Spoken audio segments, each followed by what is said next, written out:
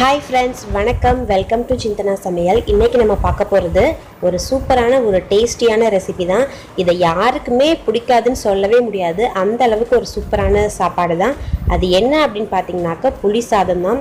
புளி சாதத்தை பிடிக்காதுன்னு ஒருத்தவங்க கூட சொல்ல முடியாதுங்க. வாங்க இதை எப்படி செய்யலாம் அப்படின்னு பார்க்கலாம். இதுக்கு ஃபஸ்ட்டு நம்ம ஒரு பொடி செஞ்சுக்கணும். அதுக்கு நான் என்னென்ன எடுத்திருக்கேன் அப்படின்னு பார்த்தீங்கன்னாக்கா எல்லாமே கொஞ்சம் கொஞ்சமாக ஒரு 1/4 ஸ்பூன் போதும். மிளகு சீரகம் 1/4 ஸ்பூன் எடுத்துக்கணும்.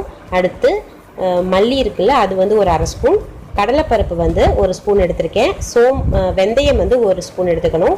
2 வரமிளகாய் எடுத்திருக்கேன். இதை ஃபஸ்ட் நம்ம ட்ரை ரோஸ்ட் பண்ணிக்கலாம். பண்ணிக்கிட்டு இதை நம்ம பொடி பண்ணிக்கணும். நல்லா பொடி பண்ணி எடுத்து வச்சுக்கலாம். இதில் நம்ம கொஞ்சமாக தான் போட போகிறோம். ஆனால் இதை நம்ம அரைச்சி வச்சுக்கிட்டோம்னாக்கா நம்ம அடுத்தடுத்து யூஸ் பண்ணிக்கலாம் வேணுங்கிறப்போ. இப்போ இதை நல்லா நம்ம அதோட வாசனை வர்ற அளவுக்கு சூப்பராக வறுத்து எடுத்துக்கலாம். ரொம்பவே சூப்பராக இருக்கும். இப்போ பாருங்கள், நல்லா வறுத்து எடுத்தாச்சு. இதை நம்ம அப்படியே ஆற வச்சுட்டு நம்ம பொடி பண்ணிக்கலாம். இப்போ நம்ம புளி சாதம் செய்கிறதுக்கு என்னென்ன தேவை அப்படிங்கிறத பார்க்கலாம். பாருங்கள், பொடி பண்ணி வச்சாச்சு. நம்ம இதில் ஒரு 2 ஸ்பூன் போட்டால் போதும். அடுத்து பார்த்திங்கனாக்கா சின்ன வெங்காயம் ஒரு 2-3 நறுக்கி வச்சுருக்கேன். நல்லெண்ணெய் தான் இதுக்கு தேவை, ஸோ அது கொஞ்சம் நிறையாவே எடுத்திருக்கேன். அடுத்து கடுகு, உளுந்து, கடலைப்பருப்பு 2 ஸ்பூன் எடுத்திருக்கேன். வேர்க்கடலை 2 ஸ்பூன் எடுத்திருக்கேன். வெந்தயம் 1 ஸ்பூன். காரத்துக்கான மிளகாய் 4லேருந்து 5 எடுத்துக்கலாம். இப்போ பார்த்தீங்கன்னாக்கா சாதம் வெந்துக்கிட்டே இருக்குது. நான் அதுக்குள்ளே இது எல்லாத்தையும் செய்ய போகிறேன். அதே போல் இதுக்கு புளி நல்ல ஒரு பெரிய எலுமிச்சை சைஸ் அளவுக்கு புளி எடுத்துக்கணும். இப்போ ஒரு கடாயில் நம்ம எடுத்து வச்சுருக்க அந்த நல்லெண்ணெயை விட்டுக்கலாம். நல்லெண்ணெய் சேர்க்கும் போது தான் இதோட டேஸ்ட் ரொம்ப என்ஹான்ஸ் பண்ணி கொடுக்கும். ரொம்பவே சூப்பராக இருக்கும். இப்போ நல்லெண்ணெய் நல்லா காஞ்சதுக்கு அப்புறமா கடுகு, உளுந்து போட்டுக்கலாம். அடுத்து நம்ம எடுத்து வச்சுருக்க வெந்தயம், வரமிளகாய் எல்லாத்தையும் சேர்த்துக்கலாம். அதுக்கடுத்து நம்ம கடலைப்பருப்பு, வேர்க்கடலை இது எல்லாத்தையுமே சேர்த்துக்கலாம். இதோட கொஞ்சமாக கறிவேப்பிலையும் சேர்த்துக்குவோம்.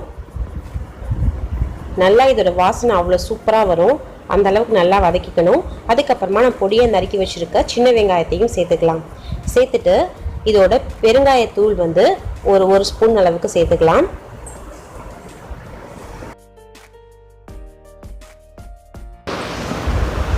இப்போ இதை சூப்பராக நம்ம சிம்லேயே வச்சு வதங்க விடலாம். இப்போ இது நல்லா வதங்கட்டும். இப்போ நம்ம எடுத்து வச்சுருக்க அந்த புளி தண்ணியை நல்லா கரைச்சி விட்டுக்கலாம். கரைச்சி விட்டுட்டு நான் வடிகட்டி தான் ஊற்ற போகிறேன். இப்போ பாருங்கள், அது ஃபுல்லாக ஊற்றியாச்சு. இதுக்கப்புறமா நம்ம இதில் மஞ்சள் தூள் 1 ஸ்பூன் போல் சேர்த்துக்கணும். இப்போ இது நல்லா கொதித்து அது சுண்டுற அளவுக்கு நல்லா கொதிக்கட்டும். ஃபைனலாக உப்பு சேர்த்துக்குவோம். இப்போ பாருங்கள், இவ்வளோ தண்ணியாக இருக்குது. இது நல்லா கொதித்து நல்லா சுண்டி வரும். அந்த டயத்தில் நம்ம இப்போ நான் உப்பு சேர்த்துட்டேன். இதுக்கடுத்து பார்த்திங்கனாக்கா நம்ம எடுத்து வச்சுருக்கோம்ல பொடி, ஃபஸ்ட்டு அரைச்சோம்ல, அந்த பொடியும் இதோட சேர்த்துக்கலாம். பாருங்கள், 2 ஸ்பூன் அளவுக்கு சேர்த்துருக்கேன். இப்போ இதை சேர்த்துட்டு ஒரு 3லேருந்து 4 நிமிஷம் நல்லா இதை கொதிக்க விடலாம். பாருங்கள், நல்லா எண்ணெயெல்லாம் பிரிஞ்சு வந்துடுச்சு. இப்போ சூப்பராக நமக்கு அந்த புளி காய்ச்சல் ரெடி ஆகிடுச்சு. இதை நம்ம சாதத்தோடு சேர்த்து மிக்ஸ் பண்ணோம்னாக்கா செமையான ஒரு புளி சாதம் ரெடி ஆகிடும். ரொம்பவே டேஸ்ட்டாக இருக்கும் இது மோஸ்ட்லி பார்த்திங்கனாக்கா நம்ம எதாவது பிக்னிக் போகிறோம், இந்த மாதிரி போகிறோம்னாக்கா நம்ம இது மாதிரி செஞ்சு கொண்டு போனோம்னாக்கா கெட்டும் போகாது. நம்ம வீட்டிலேருந்து சாப்பிட்ட ஒரு ஃபீலிங்கும் இருக்கும். நல்ல ஒரு குடும்பத்தோடு சேர்ந்து எல்லோரும் ஒன்றா சாப்பிட்ட ஒரு சந்தோஷமும் கிடைக்கும். இப்போ பாருங்கள், இதை நல்லா வேக வச்ச சாதத்தோடு சேர்த்துடலாம். சேர்த்து இதை நல்லா மிக்ஸ் பண்ணி விட்டோம்னாக்கா சூப்பரான, பாருங்கள் எப்படி இருக்குன்னு பார்க்கவே அப்படியே எம்மியாக இருக்குது. செமையாக இருந்தது சாப்பிடும்போது. இப்போ நல்லா மிக்ஸ் பண்ணியாச்சு. இதுக்கு சைட் டிஷ் பார்த்திங்கனாக்கா தக்காளி தொக்கு வச்சுக்குவாங்க. அடுத்து உருளைக்கிழங்கு ஃப்ரை பண்ணுறது, இது எல்லாமே சூப்பராக இருக்கும். இப்போ பாருங்கள், நான் கூட லஞ்ச் பாக்ஸில் கட்டியாச்சு. இந்த மீதி இருக்க அந்த புளி காய்ச்சல் நம்ம அப்படியே ஸ்டோர் பண்ணி வச்சு கூட நம்ம தேவைப்படுறப்பெல்லாம் யூஸ் பண்ணிக்கலாம். இப்போ பாருங்கள், சூப்பராக ரெடி பண்ணியாச்சு. அடுத்து இதுக்கு சைட் டிஷ் பார்த்திங்கனாக்கா சூப்பரான உருளைக்கிழங்கு வறுவல் தான் ரெடி பண்ணியிருக்கேன்.